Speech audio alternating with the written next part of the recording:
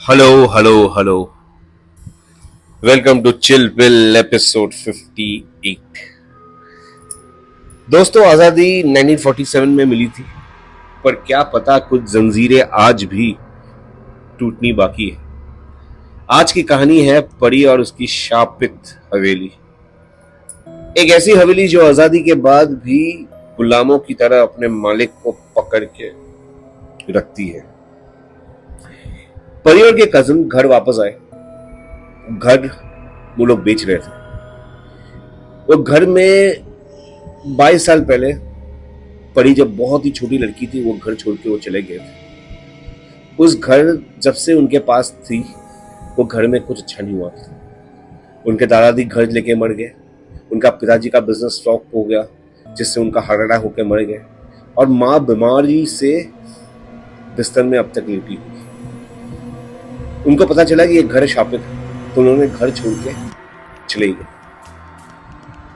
पर आज वो दिन है जब वो घर बेचने वाले हैं। तो परी सोची एक बार वो जो आखिर अंत में एक बार आके देख ही ले कि घर का में क्या ऐसी बात है जिससे ये घर शापित है।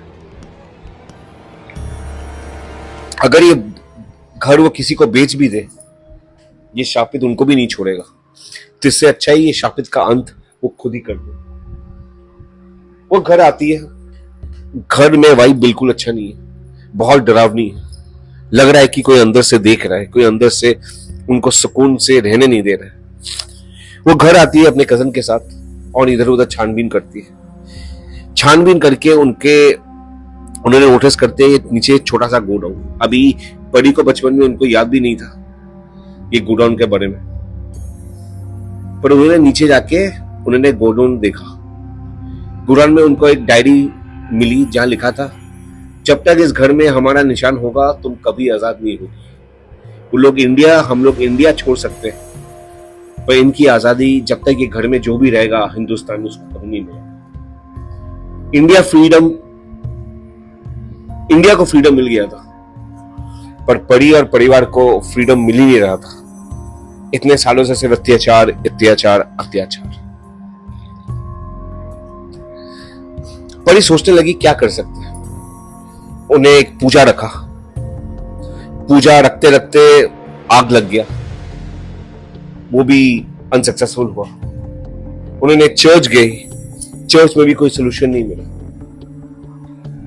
एक दिन वो बैठ के सोच रही थी क्या कर सकते हैं। तब वो इंडियंस के बारे में, इंडिपेंडेंस के बारे में पढ़ने लगी।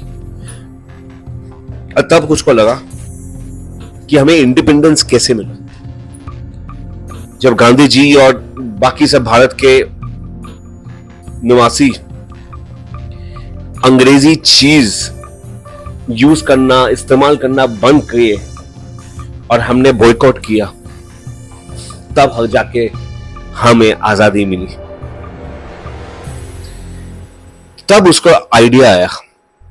उसने घर अपने कजनों के साथ अच्छे से छानबीन की और सारे ब्रिटिश आइटम घर से निकाल लिया। और फिर एक हवन की पूजा में वो सब कुछ जला दिया।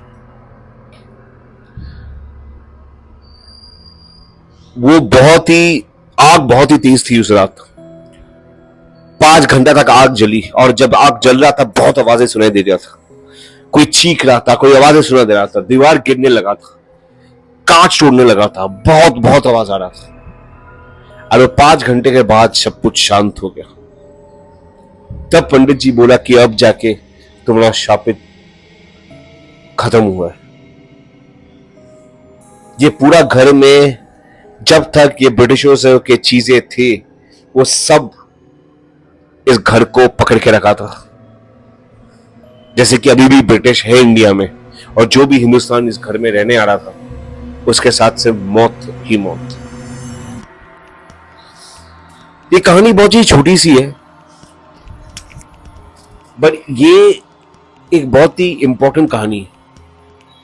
हम जब तक कंट्रोल ना छोड़े, जब तक हम किसी फॉरेन बॉडी का कंट्रोल ना छोड़े, तब तक हमें फ्रीडम नहीं मिलेगी। हमें लगता होगा कि हमारा लाइफ बेहतर हो रहा है, पर हम लोग हमेशा कंट्रोल रहते हैं। परी के दादाजी को तो घर मिल गया, इतना आलीशान बड़ा घर, पर एट व्हाट कॉस्ट? किस दाम में? उनकी जिंदगी, उनके पिताजी का बिजनेस। पारी फाइनली वो घर रख गई और उस घर में शिफ्ट हो गई, और उसके बाद कभी प्रॉब्लम नहीं हुआ। तो अगर आपको ये कहानी अच्छी लगी, मुझे बताइए कमेंट्स में। ये एक डरावनी कहानी नहीं है, एक सोचने वाली कहानी है।